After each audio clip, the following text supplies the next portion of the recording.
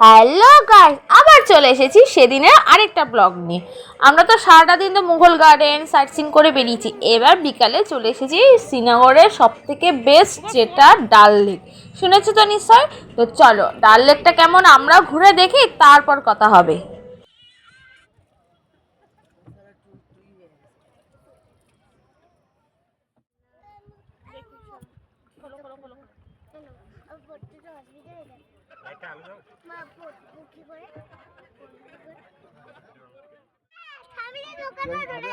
তোমরা তো এতক্ষণ ডাল লেকটা ঘুরলে, এবার চলো ডাল লেকের সম্পর্কে কিছু বলি।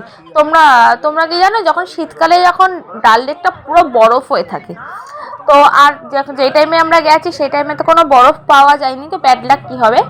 কিন্তু এখানে এত কিছু দেখার ছিল, এখানে ছোট ছোট হোমস্টে ছিল, আবার ছোট ছোট বাড়িঘর ছিল, মানে বোট নৌকার ওপর বাড়ি ছিল, মানে সবাই ওখানে থাকতো। ওখানে একটা বাড়িতে যা যা থাকে জলের মধ্যে ওখানে নৌকা ভাসিয়ে, ওখানে টিভি থেকে শুরু করে একটু জেট আছে, মানে একজন লোকের জনবসতি থেকে শুরু করে সব আছে। আর নৌকার মধ্যে, নৌকা থেকে আমরা যখন শিকারো করে ঘুরছিলাম তখন অনেক নৌকা সেল করার জন্য ছিল। কেমন বলো তো, যেমন একজন চা বিক্রি করতে এসেছিলো, কফি বিক্রি করতে এসেছিলো, তো আমরা কফি নিয়েছি। ওই সাইডে দেখছো কেউ স্যাফরন বিক্রি করছে, কেউ গয়নাগাটি বিক্রি করছে, কেউ ফটো তুলবে বলে বসে আছে। মানে ওখানেও একটা ব্যবসা বলতে গেলে সব কিছু হয়। তারপর সব থেকে বড় স্কেল তো ওখানে ডাল লেক মার্কেটে, ওখানে মার্কেটে শীতের পোশাক থেকে শুরু করে তুমি সব কিছু তোমরা দেখতে পারবে। তো এত সুন্দর ডাল লেকটা শিকারও 1 ঘন্টা করে এক ঘন্টা করে ঘুরেছি, 1 ঘন্টায় ঘুরেছি। এক একটা বোটে 4-6 জন করে বসেছি, তো আমরা 4 জন, দুটো বাচ্চা নিয়ে টোটাল 6 জন বসেছি। এক একটা ফ্যামিলি এক একটা বোট নিয়েছে। ও আরেকটা কথা বলি, এখানে কিন্তু শুটিংও হয়েছিল। সেই ঋতিক রোশনের ভুমরো ভুমরো যে সংটা, সেটা কিন্তু এখানেই হয়েছিল শুটিংটা। লাইভ করো।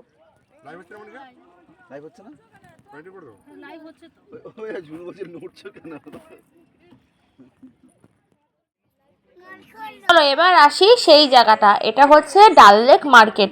দেখো, আর আমরা যে টাইমে সন্ধ্যার টাইমে যে গেছিলাম, এখনও কিছু কিছু দোকান খোলেনি, কিন্তু যেই দোকানগুলো খুলেছে অসাধারণ, এত ভালো লাগছিল। মানে জলের উপর কোনো লেকের উপর, জলের উপর যে কোনো মার্কেট হতে পারে, অবিশ্বাস্য ব্যাপার। দেখো শীতের পোশাক থেকে শুরু করে সব কিছু পাওয়া যায়। আর ওখানকার কাশ্মীরি যে কাশ্মীরি ড্রেস, জামা কাপড় এত ভালো লাগছিল দেখতে। কাশ্মীরি যে পাশমিনা কাজগুলি না, অসাধারণ লাগছিল। এত কি বলবো, আর জলের মধ্যে পুরো রিফ্লেক্সটা ভেসে উঠেছে। আর দেখো আস্তে আস্তে সন্ধ্যা হয়ে গেছে, সন্ধ্যার ভিউটা শুধু তোমরা দেখো।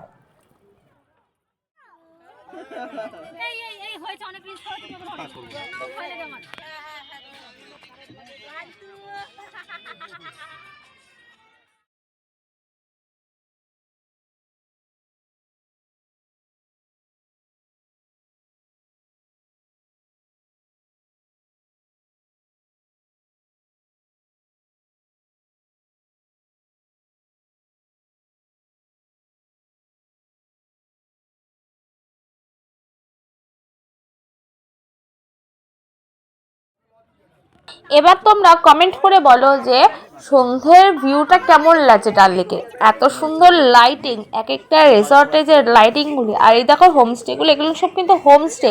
সবাই এখানে থাকে, একদিন হোক দুদিন হোক থাকে। রেস্টুরেন্ট থেকে শুরু করে, ব্যাংক থেকে শুরু করে, এটিএম থেকে শুরু করে, এখানে তোমরা সব পেয়ে যাবে। মানে এমার্জেন্সিতে তোমার টাকাও তোলার প্রয়োজন না, তুমি এটিএমে দাঁড়িয়ে তুমি টাকা তুলতে পারবে, সমস্ত ব্যবস্থা আছে। আর লাইটিংগুলি দেখো, এত সুন্দর কালারফুল লাইটিং, ও মাই গড, একদম দেখার মতো। বিশ্বাস করো আমার তো ইচ্ছেই করছে ওরা নৌকা থেকে নামতে, কিন্তু কি করবো, নামতে তো হবে। সময় পর্যাপ্ত বলে কথা।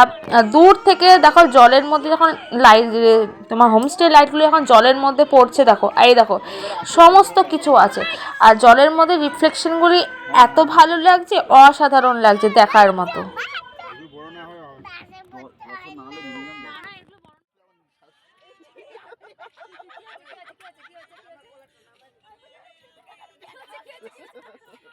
তোমাদের যতক্ষণ আমরা ছিলাম ততক্ষণ প্রত্যেকটা ভিউ তোমাদেরকে শেয়ার করেছি, বিকেল থেকে সন্ধে হওয়া পর্যন্ত সব কিছুই তোমাদের সঙ্গে শেয়ার করলাম। কেমন লাগলো সেটা কিন্তু অবশ্যই জানাবে। আর যে দূর থেকে যে ওই লাইটটা দেখতে পাচ্ছ, হ্যাঁ আমরা যখন সকালে যে মন্দিরটায় গিয়েছিলাম শঙ্করাচার্য মন্দির, সেই মন্দিরেই কিন্তু আলোটা দেখা যাচ্ছে, সেখান থেকে দেখা যাচ্ছিল মন্দির আলোটা। তো তোমরা কমেন্ট করো আর জানিও কেমন লাগলো ভিডিওটা। এরপরে আবার কোথায় গেছি সেই দিনে সেটা তোমাদের অবশ্যই শেয়ার করবো। তো আজকের মতো বাই বাই।